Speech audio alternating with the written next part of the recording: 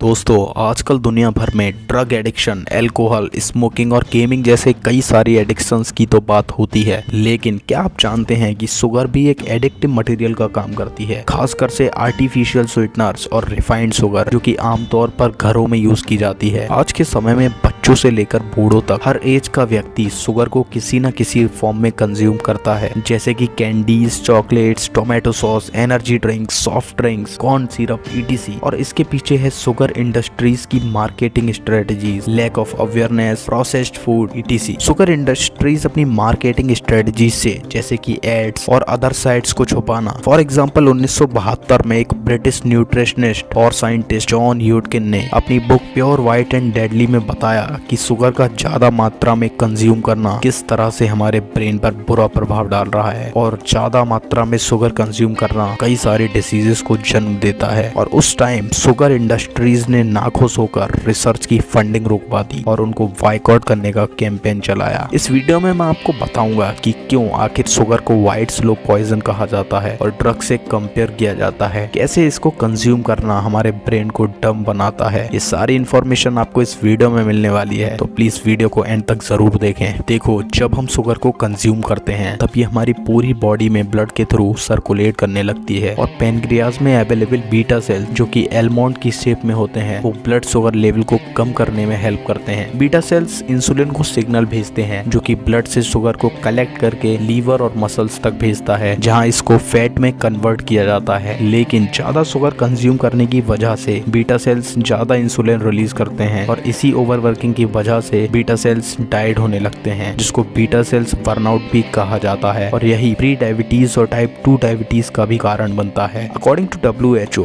दुनिया भर में 420 मिलियन लोग टाइप 2 डायबिटीज से सफर कर रहे हैं। ज्यादा शुगर कंज्यूम करना हमारे ब्रेन को भी इफेक्ट करती है। शुगर लेते टाइम ब्रेन डोपामिन नाम का केमिकल रिलीज करता है, जिसको फील गुड केमिकल भी कहा जाता है, और इससे हमें अच्छा फील होता है। ब्रेन में अवेलेबल D2 रिसेप्टर्स जो कि डोपामिन को रेगुलेट करते हैं, वो और ज्यादा डोपामिन रिलीज करना चाहते हैं ताकि सेम फीलिंग ऑफ प्लेजर मिल सके, और इससे हमारा ब्रेन ज्यादा से ज्यादा शुगर लेने के लिए हमें मजबूर करता है और ये धीरे धीरे हमारी आदत में आता जाता है। लेकिन ज्यादा शुगर लेना हमारे ब्रेन के प्रीफ्रंटल कॉर्टेक्स पर अटैक करता है जो कि कॉग्निटिव कंट्रोल और बिहेवियर कंट्रोल के लिए रेस्पॉन्सिबल होते हैं, और इससे हमारे ब्रेन में कॉग्निटिव डिफेक्ट्स आने लगते हैं, जिससे हमारा फोकस और कंसंट्रेशन दोनों ही वीक होते जाते हैं। साथ ही हमारे हिप्पोकैम्पस को भी काफी ज्यादा इफेक्ट करता है जो कि मेमोरी के लिए रेस्पॉन्सिबल होता है, और फिर हम चीजों को ठीक से याद नहीं रख पाते। इसके अलावा ब्रेन में इन्फ्लेशन इंक्रीज हो जाता है जिससे न्यू न्यूरॉन्स नहीं बन पाते और हम और ज्यादा डम्ब होने लगते हैं। ये सारी चीजें एक एक्सपेरिमेंट के दौरान न्यूरोसाइंटिस्ट एमी रिचर्ड ने प्रूव की थी। उन्होंने चूहों पर एक रिसर्च की थी, क्योंकि चूहों का दिमाग भी इंसानी दिमाग की ही तरह काम करता है, और उन्होंने ये पाया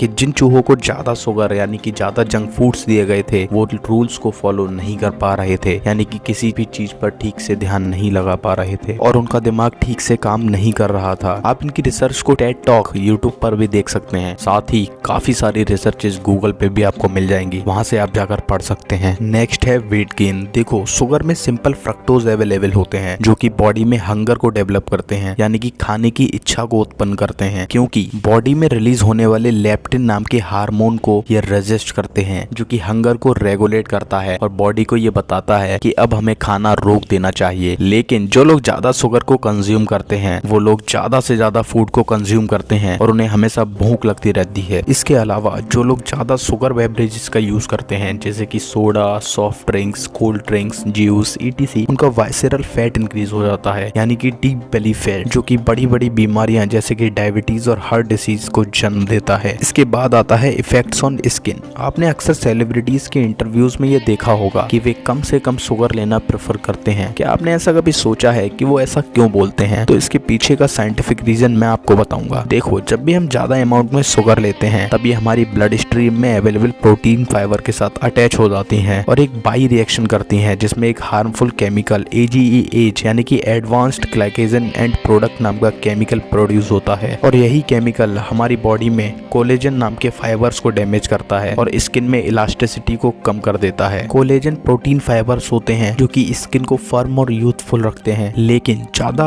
शुगर लेने की वजह से कोलेजन फाइबर्स डैमेज हो जाते हैं और स्किन में रिंकल्स बनने लगते हैं। वहीं स्किन सैगी हो जाती है, यानी कि स्किन में झुर्रियां पड़ने लगती हैं। देखो, जितने भी प्रोसेस्ड फूड होते हैं उनका ग्लाइसेमिक इंडेक्स हाई होता है और high glycemic index blood sugar level को बहुत तेजी से बढ़ाता है, जिससे बॉडी में एंड्रोजन सेक्रेशन बढ़ जाता है और इन्फ्लेमेशन इंक्रीज हो जाता है और ये सारी के सारे एक्ने डेवलपमेंट के कारण बनते हैं। तो स्किन को यूथफुल रखने के लिए आपको कम से कम प्रोसेस्ड फूड लेना है। तो आपने देखा शुगर हमारे लिए कितनी ज्यादा हार्मफुल है, लेकिन अब आप में से कुछ लोग ऐसा कहेंगे कि हमारे तो फेस्टिवल्स में, ओकेजन्स में और यहाँ तक कि कोई भी अच्छा काम शुरू करने से पहले स्वीट का यूज किया जाता है। तो देखो, मैं आपसे ऐसा बिल्कुल भी नहीं कह रहा कि आप शुगर को पूरी तरह से छोड़ दीजिए। According to WHO 5% of calorie intake sugar का होना चाहिए, यानी कि डेली हमें 25 ग्राम तक शुगर कंज्यूम करनी चाहिए। लेकिन ज्यादा शुगर लेना हमारे मेंटल और फिजिकल हेल्थ दोनों पर बुरा प्रभाव डालती है। ये सारी बातें मैं अपने पास से नहीं बता रहा, इन सारी बातों को रॉबर्ट एच लस्टिग ने अपनी बुक फैट चांस में ऑलरेडी डिस्कस किया हुआ है। उन्होंने ये बताया है कि आज की बढ़ती प्रॉब्लम्स जैसे कि ओबेसिटी, डायबिटीज, हार्ट डिसीज और यहाँ तक कि मेंटल प्रॉब्लम्स का कारण भी ज्यादा शुगर लेना है। लोगों के बीच में शुगर का कंजप्शन बढ़ता ही जा रहा है। साथ ही लोग सॉफ्ट ड्रिंक्स, कोल्ड ड्रिंक्स और अदर बेवरेजेस का यूज